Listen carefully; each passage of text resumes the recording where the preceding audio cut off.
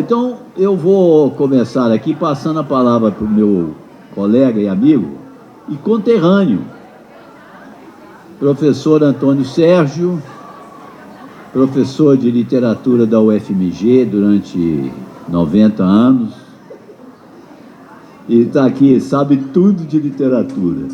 Ele é que devia falar, não eu, mas passar a palavra para você, Sérgio, para se apresentar e dar o chute inicial aí no... O assunto é o... nesse livro aqui, ó, Grande Sertão Veredas, ó. Esse aqui tem 460 páginas, mas tem edições de 650. A letrinha é pequenininha também. Sérgio. Muito bem, muito obrigado. Estou muito surpreso de encontrar esse lado da cidade que eu não conhecia bem. A primeira sensação que eu tive quando chegou ali virou para São Gotardo, uma placa, uma sensação de estar voltando para casa. Uma emoção muito forte de estar voltando para casa mesmo, assim. Estou chegando para ver minha gente, para estar com o meu povo, a cidade onde eu nasci. Minha mãe foi professora do grupo escolar Afonso Pena.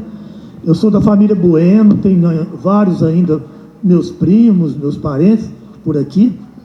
E eu estudei no Afonso Pena, depois naquele prédio amarelo, era um ginásio, depois no Pio X, era o tempo do Dom José Lima, Padre José Lima. Depois fui para Belo Horizonte para estudar lá. Enfim, o que eu queria dizer, eu estou muito, assim, realmente eu não me emociono assim. Estou tão acostumado com essas situações. De repente eu conheço uma prefeita, assim, que eu olhei e pensei assim, essa moça parece a coordenadora desse acontecimento, deve ser uma professora do colégio. E quando ela falou que era prefeita, eu levei um pouco de susto. Não é comum encontrar uma prefeita com as características dela. Assim. Eu fiquei tão encantado com isso, porque é uma coisa que me incomoda muito, só determinado tipo de pessoa no poder, determinado tipo de pessoa como deputado, como presidente, né? Então, eu fiquei muito feliz e estou comemorando aqui por dentro, quero tirar uma foto com ela, sabe, para eu levar para Belo Horizonte, quero mostrar para muitas pessoas. Estou muito orgulhoso de conhecer a prefeita e muito orgulhoso de voltar para a minha terra. Eu não quero demorar mais não. O Edson é meu amigo desde a infância, meu pai era amigo do pai dele. Então, você vê que tem coisas que podem durar pela vida fora, né? Amizade é uma coisa dessas que pode durar. Outra coisa que nos aproxima muito é um certo entusiasmo com a literatura, sabe? Com a arte em geral. Eu fico pensando que devia existir, além de uma alfabetização, assim, você decodificar as palavras, devia existir no ensino, e ainda vai existir, uma alfabetização estética, sabe? Junto com as pessoas, aprender a olhar quadros, aprender a ver, a escutar certo tipo de música, a ver certos filmes, a ler certos livros. O Grande Sertão Veredas, por exemplo, é um livro que eu já li 10 vezes, de ponta a ponta, assim, do começo ao fim, mas li centenas de vezes fragmentos, né? Você quer ver, por exemplo, na primeira página deve ter assim, Grande Sertão Veredas, o diabo na rua, no meio do redemoinho, né? Eu lembro da minha avó lá na roça falando, lá na capelinha do Baeté, falando assim, fecha a janela que já vem o redemoinho ali, né? O redemoinho, o demônio no meio do redemoinho, mas só depois que eu estudei poesia, li poesia, é que eu fui olhar a palavra redemoinho e o demo está lá no meio dela. Olha aí, você pensa, redemoinho, olha o demo lá no meio mesmo, tá vendo? Quer dizer, a coisa acontece também na palavra, né? Esse livro você tem que começar, isso que eu falo, aprender a ter essa percepção da palavra. Esse livro é muito importante para isso, né? Grande Sertão Veredas, os caminhos, né? Esse livro, o Edson vai mostrar algumas coisas. Eu não quero falar dele assim. é um livro assim que para a gente conviver com ele. Não precisa ter pressa de ler. Você lê um pedacinho, o Edson vai mostrar isso aqui. No que ele mostrar, eu vou, de vez em quando, pontuar uma coisinha ou outra. Eu vou passar para ele começar, e depois a gente vai chegando. Mas uma coisa eu digo, a minha vida toda foi ler. Minha mãe colocou o livro na minha mão desde menininho pequeno. Ela me alfabetizou. E o livro mais importante que eu li na minha vida foi esse, chamado Grande Sertão Veredas. É com muita emoção que eu começo a ouvir o Edson falar desse livro. Muito obrigado pela atenção.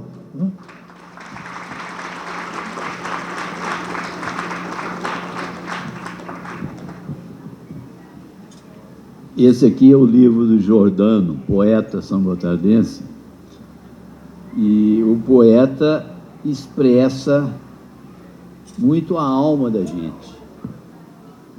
Olha o que está escrito aqui, os poemas dele não tem título, mas tem número 8. Parto, chama-se Parto o livro, não sei se vocês sabem, todo mundo sabe, né? Parto.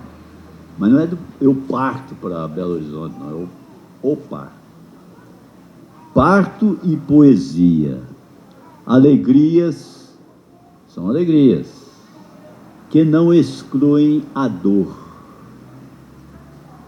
3 versinhos assim, ele chama de haikai, e fala muita coisa. É como eu estou me sentindo agora. É muita alegria, mas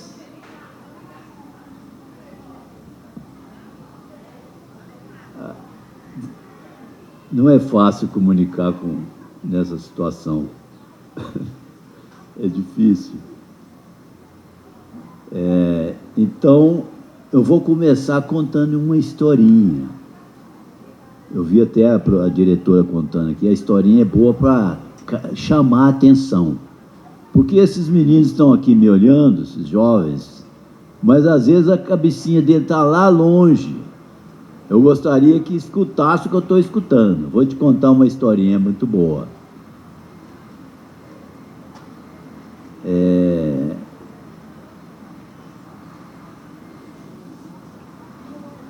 Um sujeito estava precisando de dinheiro e aí ele procurou um amigo.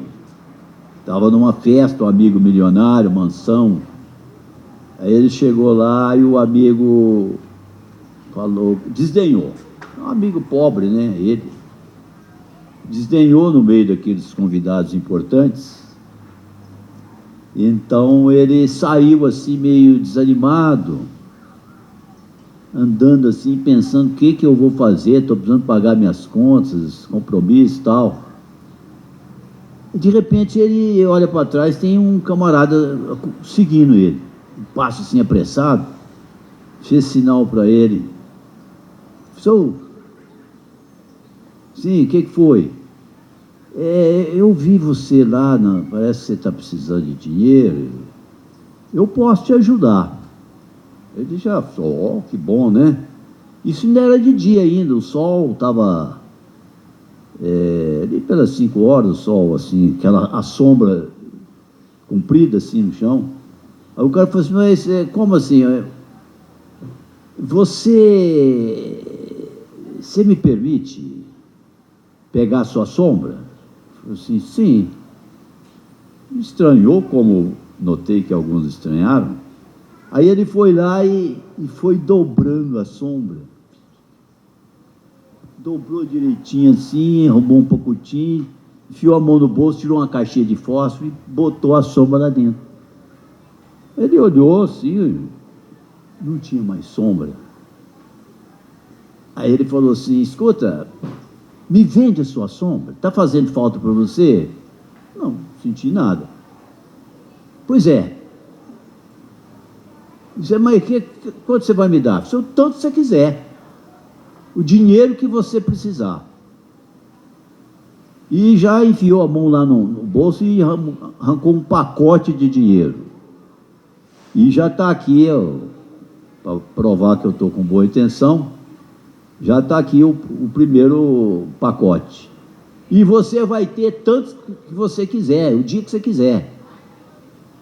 Eu não sei vocês, Boa pergunta, né? Será que você aceitaria? Só a sombra, não vai fazer falta nenhuma. Não é? Que falta faz uma sombrinha, não é? Faz falta? Nenhuma. Pois o cara topou a parada, você toparia também, né?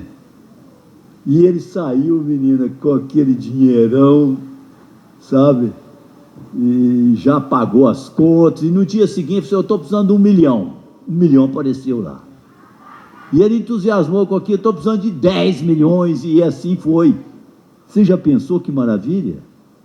Aí no dia seguinte ele saiu, alguém olhou assim, estranhou, falou assim, todo mundo com sombra. Eu falei, esse cara não tem sombra, que coisa estranha.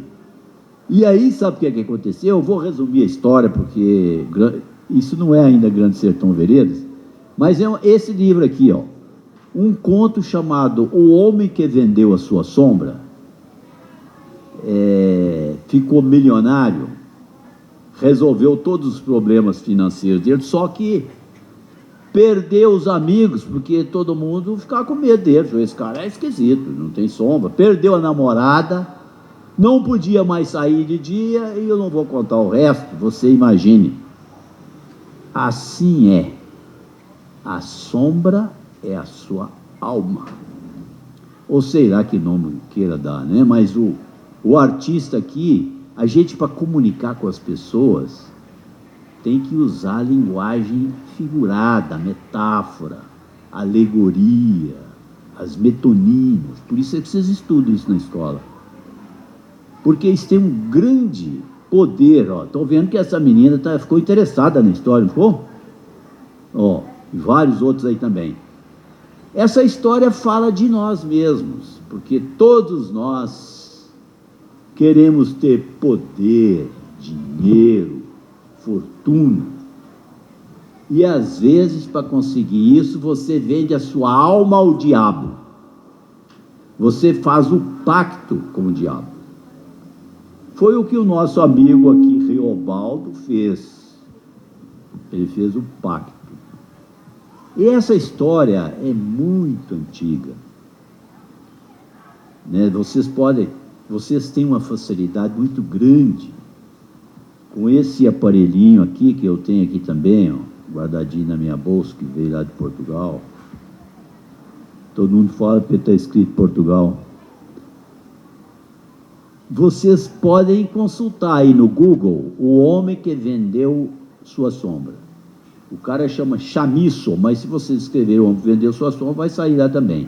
Então é uma grande ferramenta de trabalho que vocês têm, que eu não tinha, o Sérgio também não teve, e a gente tinha que apelar para outros recursos, né?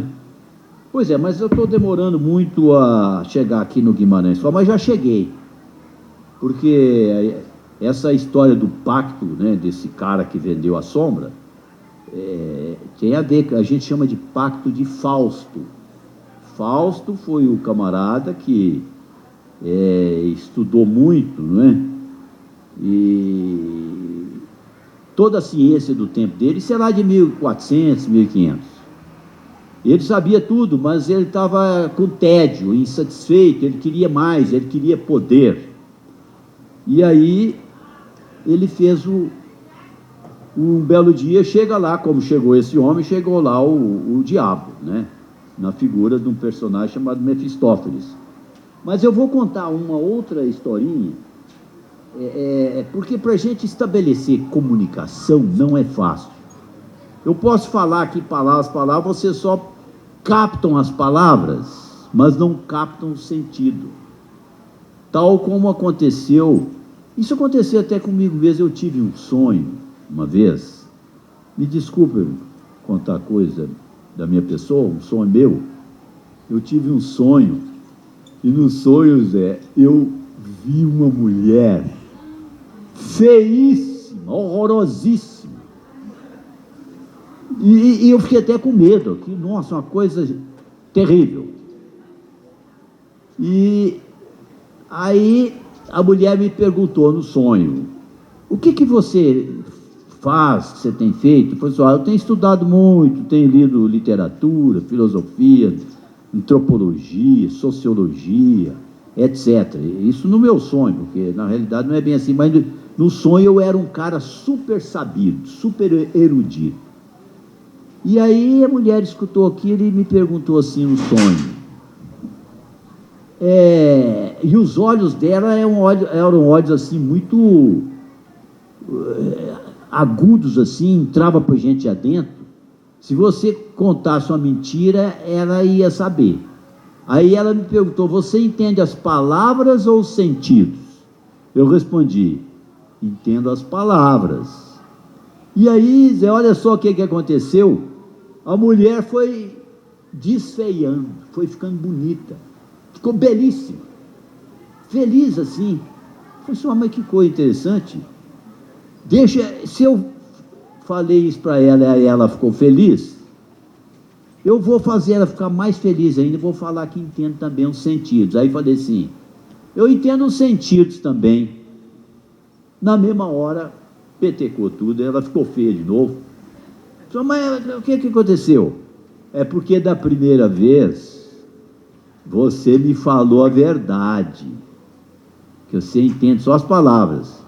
E às vezes pode acontecer com vocês também, que vocês estão escutando aqui as palavras, mas não estão pegando o sentido, estão olhando para mim assim: eu escutei as palavras, mas e o sentido? Né? E a hora que ele falou que entendi o sentido, é mentira. Assim também muitas vezes na vida a gente não entende nada. A gente entende as palavras, mas não entende os sentidos. E agora eu vou contar mais uma história. Você fala assim: mas tem a ver com o Grande Sertão Veredas? Tem. O Grande Sertão Veredas é um monte de histórias. Claro que tem uma história principal, mas tem muita historinha, como essa que eu vou te contar. Aliás, essa que eu contei no sonho não é verdade comigo, não. É uma historinha que eu contei também. Eu falei que foi comigo porque eu sei que isso tem mais poder de comunicar, né?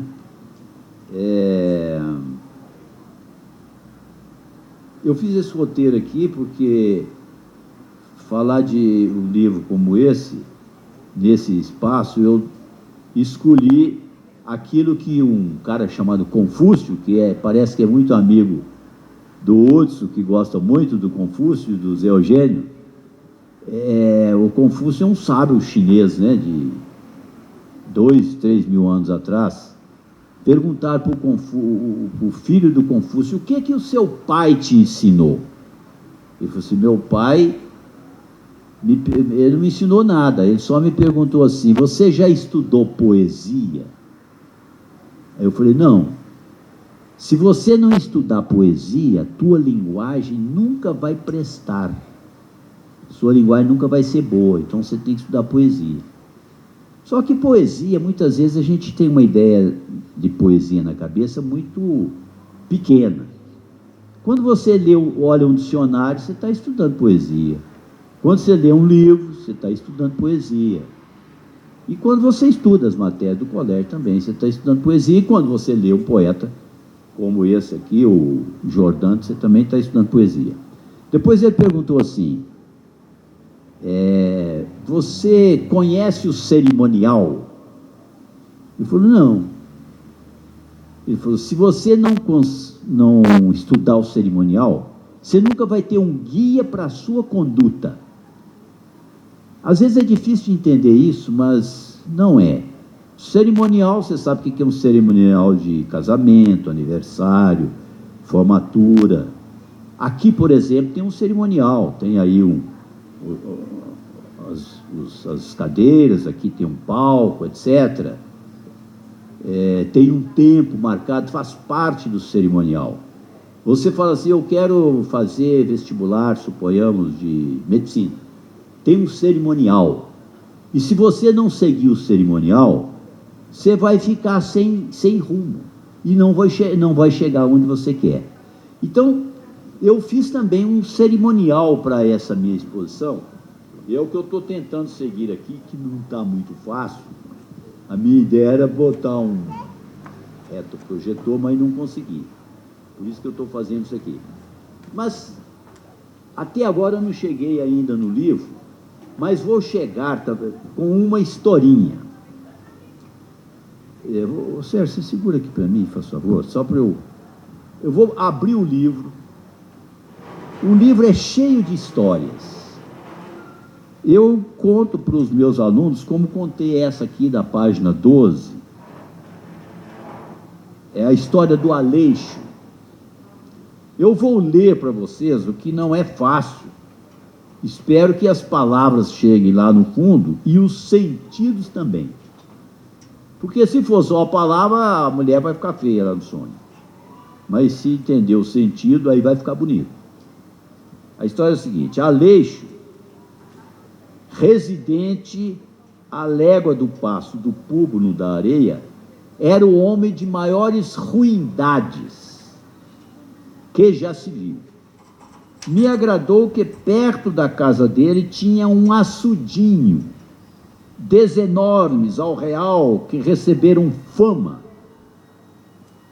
O Aleixo dava de comer a elas em horas justas. Elas se acostumaram assim das locas, para papar semelhavam ser peixes ensinados. Dava comida lá para os peixes. Um dia, só por graça, ele matou um velhinho, que por lá passou desvalido, rogando esmola. O senhor não duvide, tem gente neste aborrecido mundo que matam só para ver alguém fazer careta. E, pois, em pós o resto o senhor prove. Vem o pão, vem a mão, vem o são, vem o cão. Esse Aleixo era homem afamiliado, tinha filhos pequenos, aqueles eram o amor dele todo, despropósito. Eu estou lendo tal como está escrito. Vocês falam assim, mas que linguagem interessante. E é mesmo. A história aqui, ela é uma linguagem que a gente associa à linguagem de roça. Mas é uma linguagem trabalhada também. E eu estou lendo tal como está escrito. Você está entendendo a história? Então, os sentidos também? O cara tratava dos peixes lá, cuidava dele, bom carinho. Aí veio um velhinho e ele resolveu dar um tiro nele, matou o velhinho. E esse cara tinha família, tinha filhos, adorava os filhos. De bem não em um ano estava passado de se matar o velhinho pobre, e os meninos do Aleixo adoeceram. Andaço de sarampão, se disse, mas complicado, eles nunca saravam. Quando então sararam, mas os olhos deles vermelhavam altos, numa inflama de sapiranga a rebelde. Isso seguinte, o que não sei, é se foram todos de uma vez, ou um logo e logo o outro. Ficaram cegos. Olha só. O Aleixo tratava dos peixes com o maior carinho. Um belo dia ele matou um velhinho. Um velhinho não é nada. Um velhinho é como a sua sombra. Você não sente falta, esse velhinho não faz falta. Você vai sentir depois. E sentiu nos filhos. Os filhos ficaram cegos. Essa é a história narrada aqui no Grande Sertão Veredas, para o personagem, e quem conta isso é o personagem principal, que é o Reobaldo. O Reobaldo é o jagunço. E o Reobaldo vai contando as histórias ao longo da vida dele, vai contando para vocês mesmos, o leitor, uma pessoa que está escutando. E o livro, ele não tem capítulos. Vocês podem ver aqui, vou mostrar aqui na capa, eu risco o livro todinho, eu tomo nota, e inclusive fiz aqui, só para mostrar para vocês, a lista de personagens. Eu listei aqui 308 personagens nesse livro. É a vida dele toda, é uma aventura. Por exemplo, a história do Fausto, com a qual esse livro tem relação, o Fausto também, o Goethe levou 60 anos, a vida inteira dele, para escrever o livro do Fausto. Mas vou contar para vocês outra história. Essa eu não vou ler, não. Eu vou contar a história. A história da Maria Mutema. Também está aqui na página, olha aí, Sérgio, Maria Mutema.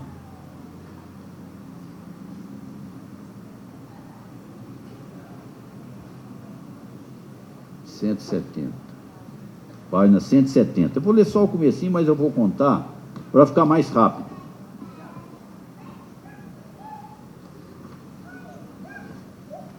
Maria Mutema era senhora vivida, mulher em preceito sertanejo. Se sentiu, foi em si, se sofreu, muito não disse, guardou a dor sem demonstração. Era uma mulher que vivia sem aparecer, né? Mas isso lá é regra. Entre gente que se diga, pelo visto, a ninguém chamou atenção. O que deu em nota foi outra coisa. Quer dizer, até aí nada chamou atenção, mas isso agora chamou. Foi a religião da Mutema, que daí pegou a ir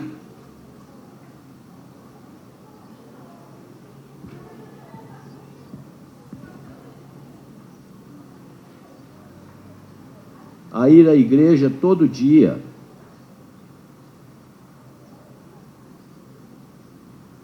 Eu comecei na página errada. Vou contar a história. A Maria Mutema era casada, o marido dela saudável. Aí um belo dia ele amanhece morto, sem nenhuma explicação. E essa Maria Mutema não era de ir à igreja. E a partir daí ela começou a ir à igreja. Todo dia. E lá tinha um padre que atendia em confissão. E a Maria Mutema, né, foi confessar e contou os pecados para o padre, e ela ficou muito brava. O padre ficou bravo. Bravo e tal, e todo mundo ficava na fila assim, e notou que o padre estava bravo. Aí ele... De 3 em 3 dias, a Maria Mutema voltava, entrava lá na fila e o padre tinha que atender. Só que a partir daí, o padre começou a ficar pálido, emagrecer, e ficou doente e morreu. O marido morreu, o padre morreu. E a Maria Mutema parou de ir à igreja. Daí, há uns tempos, vieram os missionários. E os missionários, não sei se você sabe, são padres que vêm de fora e eles têm muita força para fazer sermão e para converter o povo, botar no bom caminho. E aí, a Maria Mutema não ia mais à igreja, mas quando vieram os missionários, a igreja lotada, ela apareceu lá, de repente, e a hora que ela foi entrando, o padre estava rezando a Salve Rainha, de joelhos. Quando ela entrou, o padre parou a reza. Falou assim: quem que entrou agora aí tem que sair da igreja. Tem que sair da igreja, que não pode entrar aqui. E se quiser que eu atenda no confessionário, vai ser lá no cemitério, onde tem 2 defuntos enterrados. Aí foi aquele susto, e a Maria Mutema, ela viu que o missionário tinha descoberto os 2 crimes dela. Ela tinha matado o marido e o padre. Aí ela, em público mesmo, ela confessou: olha, perdão, eu matei o meu marido julgando, não vou falar, não vou falar, está escrito no livro, né? Julgando chumbo derretido no ouvido dele. Julguei e amanheceu morto. E o padre, eu confessei com o padre, e aí eu falei para o padre de mentirinha que tinha feito aquilo por causa dele. E aí o padre, que naqueles tempos antigos, né, o padre tinha até família, o padre tinha família, a mulher dele e tal, muito discretamente. Aí eu falei para o padre isso, e ele ficou muito bravo, e eu vi que isso afetava ele muito. E aí eu comecei a fazer isso porque achava bom fazer, ficar judiando o padre, e fiz tanto que ele morreu. Então fui eu que matei o padre mesmo. E aí pediu perdão em público lá, etc e tal. E o povo ficou afetado por aquilo, muito emocionado, etc. Mas veio a polícia e levou ela presa, afinal ela confessou publicamente 2 crimes, né? E aí a Maria Mutema na prisão, o povo começou a frequentar e daí a pouco eu estava virando uma Santa Maria Mutema. O que você achou da história? É boa? Faz a gente pensar, né? Mas olha só, Grande Sertão Veredas é uma grande lição de vida. Você vê essa história e fala, mas e daí? Por que ele contou essa história? Ué, não sei. É porque o personagem principal, que é o Reobaldo, ele estava em busca da identidade dele, quem é que eu sou. Porque, no fundo, todos nós procuramos isso, conhecer a si próprio, né? Ô Sérgio, você vai ter que me dar uma mão aí. Fala um pouco, eu vou passar agora para você teorizar, até eu achar outra história boa. Eu estava pensando na questão do pacto, que o Edson falou, lá com o diabo, né? A pessoa entrega a alma, mas por uma coisa, por um bem que precisa naquele momento. Troca a alma para a eternidade para ganhar tal coisa. E lá no livro tem a cena do pacto mesmo. Ele vai para um lugar chamado as Veredas Mortas, numa encruzilhada. Essa palavra encruzilhada, por exemplo, você pode olhar dentro dela, tem uma cruz, né? E ele começa a gritar: ô Satanás, aparece, não sei o que e tal, querendo que Satanás fazer o trato. Não apareceu Satanás nenhum, mas ele começou a sentir dentro dele uma força muito grande, né? E ele fala que estava bêbado de si mesmo. Isso aqui é o pacto. Quer dizer, de repente, ele já foi feito o pacto, de repente ele sentiu força para fazer o que ele precisava fazer. Ele sentiu uma força que ele nunca tinha tido antes. Então ele já estava... ele chamou lá o diabo, não apareceu o diabo assim, como não aparece diabo nenhum em situação nenhuma materialmente, mas aparecem os sinais, né? Isso é para dizer que, na verdade, essa coisa do pacto é lá dentro da cabeça da pessoa. Tudo acontece dentro da cabeça da pessoa. Foi só um toque nessa cena do pacto. Depois a gente fala mais de outra coisa que aparecer. De vez em quando, gente, você entrar no sertão, lá de Cordisburgo, Curvelo, no sentido Bahia, Oeste Minas, Monte Azul, entra para Goiás, é o que tem aqui, é o sertão. E o sertão é perigoso, lá tem jagunçagem, jagunço, né? Vocês já devem ter visto falar no Lampião, né? Então, o sertão é muito perigoso. E eu agora achei uma historinha boa, e a gente tem que ir comendo queijo pelas beiradas, porque eu não vou simplesmente contar a história que tem aqui no Grande Sertão. Talvez o Sérgio depois tenha capacidade de se ensinar melhor. Eu gosto de as historinhas pequenas. Eu vou te contar uma do delegado. Nossa, seria do delegado? Você falou do Cordisburgo, é a terra do Guimarães Rosa. Essa palavra, Burgo é cidade, Cordisburgo é cidade do coração. Esse nome já é muito interessante. Esse nome já é Guimarães Rosa, né? Já é Guimarães Rosa. Não é à toa Tinha que que nascer lá. O pai dele chamava Flor Duardo. Olha como o cara... De verdade, na vida real, era um comerciante, o pai do Guimarães Rosa, chamado Flor Duardo. E tem até uma personagem do livro que chama Rosa Warda. Ele fez o nome em homenagem ao pai dele próprio, que é o Flor Duardo. Segue, Regis. Pois é, mas eu vou contar essa história porque eu já contei para meus alunos. Eu testo com alunos de 14 anos, de 16, de 20, e é muito interessante ver as reações que eles têm. E aí eu pergunto: vocês entenderam alguma coisa? Aí eu já conto a história das palavras também. Eles falam assim, mas você fala a verdade, porque senão a mulher vai ficar feia. Ou você entendeu só as palavras? Aí eles dão um braço a torcer, falam, entendi só as palavras mesmo. Então vamos ler de novo, para ver se a gente chega ao sentido. Então vou ler a historinha do delegado. Quem conta é o seu Ornelas, que é um cidadão lá do sertão. Tinha amizade com o delegado doutor Hilário. Hilário significa um cara risão, né? Engraçado.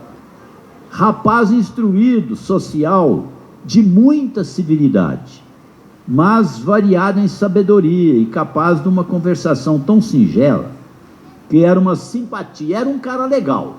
Eu olhei isso com meus alunos, eles falaram, o que vocês entenderam? Eles falaram assim, ele era legal, delegado legal, educado, né? E é com essa historinha, o Guimarães Rosa coloca todo o drama do sertão. Qual que é o drama do sertão? Não tem lei, é uma bagunça. Quem manda é o coronel, quem manda é a força, quem tiver arma, fica por cima. É a presença do Estado de uma maneira autoritária. Representada pelo doutor Hilário, que é todo bacaninha, cordial. Então,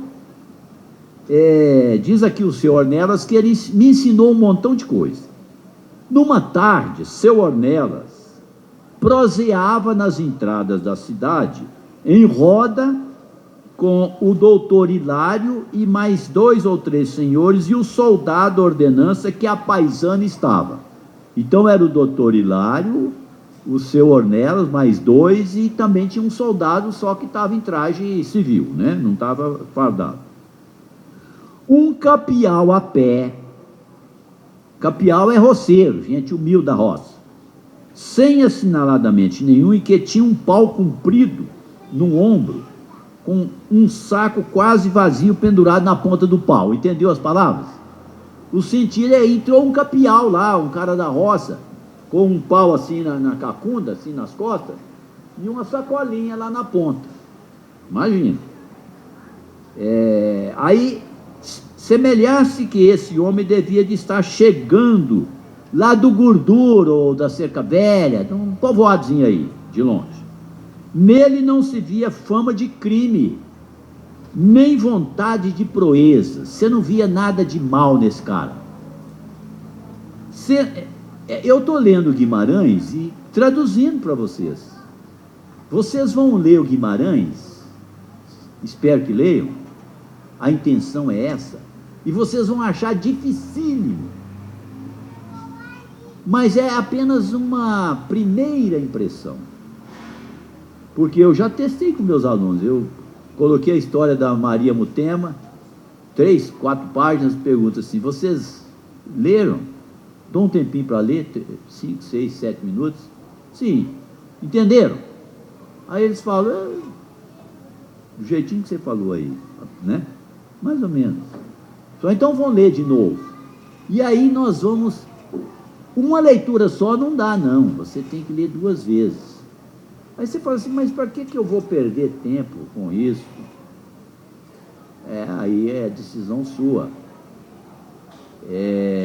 Depende se você está querendo mesmo encontrar o seu poder, o poder do Fausto, o poder de controlar a sua vida. Você está querendo controlar a sua vida? Ou eu estou vendo ali o tempo? Mas eu vou acabar de ler a história do delegado, que ela é muito boa. Mas tem a ver com isso, né? Aí chegou o cara lá, capial, com um pau na... Eu vou contar a história, não vou ler não, porque lendo eu tenho que ir traduzindo para vocês a linguagem. O capial chegou e perguntou assim, eu vou ler na linguagem dele, qual é que é aqui, moque pergunte, por osséquio, o senhor doutor delegado? Eu falei assim, quem que é o delegado aqui? E o delegado estava lá. E estava o senhor Neres, mais uns 3 ou 4 caras. Aí o delegado, em vez de falar, sou eu, falou que é. Não, é ali o seu Duarte Antoniano, que era um sujeito meio mal encarado, traiçoeiro. O seu delegado é aquele ali. Sabe o que o Capial fez, Missandei? Com um pedaço de pau? Arrancou o pedaço de pau, jogou a sacola no chão e desceu o cacete no Antoniano. Pá, desceu o cacete nele. Saiu sangue, aí logo acudiu gente, tinha um soldado lá, paisano, o pessoal agarrou o homenzinho Capial da roça, que não era lá, não tinha fraquinho, né? Foi fácil sujigar ele e botar, prendeu, levou para a delegacia. E a história acaba aí, o senhor Ornelas fala assim, eu aprendi muito com esse senhor delegado. Aprendi demais. E você, o que você aprendeu? Você acha que esse Capial fraquinho ia sair para encarar um delegado e sentar o cacete numa pessoa? Ele queria bater em quem? Quem que você acha que queria bater? Ele queria bater no delegado. Quem que é o delegado? Você acha que ele queria querer bater no delegado à toa? Com certeza não. O delegado é o Estado representado pelo delegado. O Estado judia das pessoas. E as pessoas, que poder que tem as pessoas para tirar uma satisfação dele? Nenhum. Eu tenho um pedaço de pau na mão que pode sentar na cabeça do outro lá, pronto. Imagina o que vai acontecer com esse cara agora na delegacia. Esse é o Grande Sertão Veredas, que está te esperando. É um livro sensacional, difícil de ler, e o tempo está acabando, mas o Sérgio talvez queira acrescentar alguma coisa, que você só tem 5 minutos, Sérgio. Nós só temos 5 minutos. Mas talvez tenha algo assim que... Porque é impossível falar de tanta coisa, né? Até a história do Jagunço Riobaldo, que é o personagem principal e é o narrador da história, começa com ele aos 14 anos, encontrando um menino, e esse menino, na verdade, é a grande paixão dele. Que, na verdade, nem menino não é uma moça, só que ela está vestida de jagunço. E isso é a trama do livro todo, que só vai ser revelado no final. Aí você fala assim, mas você deu spoiler. Não tem importância. O leitor verdadeiro está se lixando com spoiler. Porque, na verdade, a verdadeira leitura não é a primeira, é a segunda. A segunda leitura. Isso dá trabalho? Dá. Mas isso faz você crescer. Você fala assim, tem filme sobre isso? Tem. Você já viu? Eu nunca vi. Por que eu nunca vi e nem quero ver? Porque o prazer maior é o da leitura mesmo, porque é o desafio de você captar isso, de você entender isso. Esse aqui é o grande prazer. Eu vou passar a palavra para o Sérgio, você acrescentar algo, Sérgio, em 2 minutos ou 3, e é muito importante, e eu vou terminar também contando uma historinha.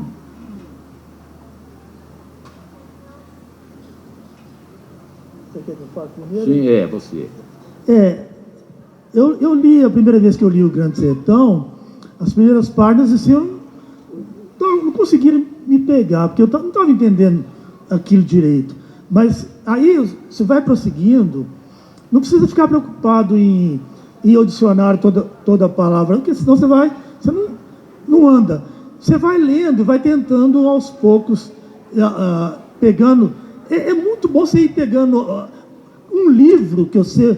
Olha aqui, um livro que você pega o livro, lê a primeira vez e entende tudo. Eu não gosto de livro assim, não. Eu gosto de livro que você vai lutando para... A gente é igual... Olha aqui, é igual uma pessoa, por exemplo. Tem certas pessoas que você... Por exemplo, eu lembro, menino saía com uma namorada, aí saiu uma noite, estava bom. Às vezes arranjava uma namorada, saía uma semana, estava bom também, não precisa mais. Às vezes eu já tive namorada de estar perto dela um ano, passava assim um ano, também teve o contrário. Eu estava com uma namorada, um dia, 2 depois, ela não queria saber de mim mais. O contrário também. Agora você pode encontrar uma pessoa, eu nem sei se eu encontrei, talvez não. Você pode encontrar uma pessoa que você precisa de 3 vidas para decifrar, e você só tem uma. Entender, né? Pronto. Tem certos livros que são assim também, né?